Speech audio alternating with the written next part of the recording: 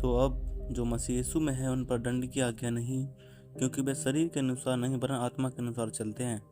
क्योंकि जीवन की आत्मा की व्यवस्था ने मसीह यीशु में मुझे पाप की और मृत्यु की व्यवस्था से स्वतंत्र कर दिया।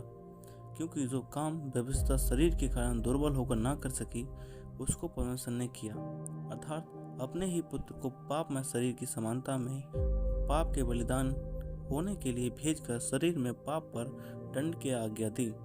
इसलिए कि व्यवस्था की विधि हम में जो शरीर के अनुसार नहीं वरन आत्मा के अनुसार चलते हैं पूरी की जाए। क्योंकि शारीरिक व्यक्ति शरीर की बातों पर मन लगाते हैं, परंतु आध्यात्मिक व्यक्ति आत्मा की बातों पर मन लगाते हैं। शरीर पर मन लगाना तो मृत्यु है, परंतु आत्मा पर मन लगाना जीवन और शांति है। क्योंकि शरीर पर मन लगाना तो परमेश्वर से बैर रखना है, क्योंकि ना तो परमेश्वर की व्यवस्था के अधीन है और ना हो सकता है। जो शरीर शारीरिक दशा में है वे परमेश्वर को प्रसन्न नहीं कर सकते, परंतु जबकि परमेश्वर का आत्मा तुम्हें बसता है तो तुम शारीरिक दशा में नहीं परंतु आत्मिक दशा में हो। कि यदि किसी में मसीह का आत्मा नहीं तो वह उसका जन नहीं। और यदि मसीह तुम में है तो देह पाप के कारण मरी हुई है, परंतु आत्मा धर्म के कारण जीवित है। और यदि उसी का आत्मा जिसने यीशु को मरे हुए में से जिलाया तुम में बसा हुआ है, तो जिसने मसीह को मरे हुए में से जिलाया वह तुम्हारी मरणहार देह को भी अपने आत्मा के द्वारा कर्जा नहीं में बसा हुआ है के अनुसार दिन काटें। क्योंकि यदि तुम शरीर के अनुसार दिन काटोगे तो मरोगे, यदि आत्मा से देह की क्रियाओं को मारोगे तो जीवित रहोगे। इसलिए कि जितने लोग परमेश्वर की आत्मा की चलाई चलते हैं वे ही परमेश्वर के पुत्र हैं। क्योंकि तुमको दासत्व की आत्मा नहीं मिली कि फिर भयभीत हो, परंतु लेपाकापन की आत्मा मिली है, जिससे अब हे अब्बा हे पिता कहकर पुकारते हैं।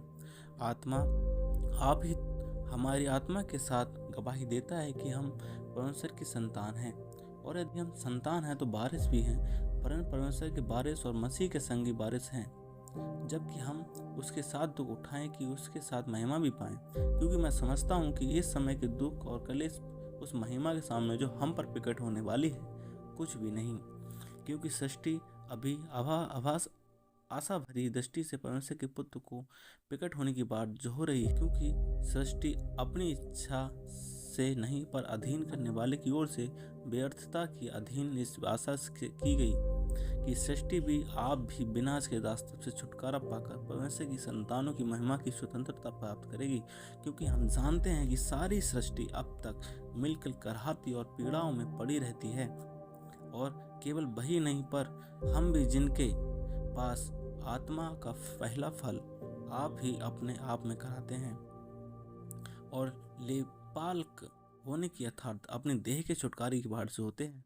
आशा के द्वारा तो हमारा उद्धार हुआ है, परंतु जिस वस्तु की आशा की जाती है वह देखने में आए तो फिर आशा कहाँ रही। क्योंकि जिस वस्तु को कोई देख रहा है उसकी आशा क्या करेगा, परंतु जिस वस्तु को हम नहीं देखते यदि उसकी आशा रखते हैं तो धीरे से उसकी बाढ़ होते भी हैं। इसी रीति से आत्मा भी हमारी दुर्बलता में सहायता करता है, क्योंकि हम नहीं जानते कि प्रार्थना किस रीति से करना चाहिए, परंतु आत्मा आप ही ऐसी आहें भर भर कर जो बयान से बाहर है हमारे लिए विनती करता है। और मनों को जांचने वाला जानता है कि आत्मा की मनसा क्या है, क्योंकि वह पवित्र लोगों के लिए परमेश्वर की इच्छा के अनुसार विनती करता है। परमेश्वर का सामर्थ्य वचन और पढ़े जाने और सुने जाने पर आशीष हो। आमीन।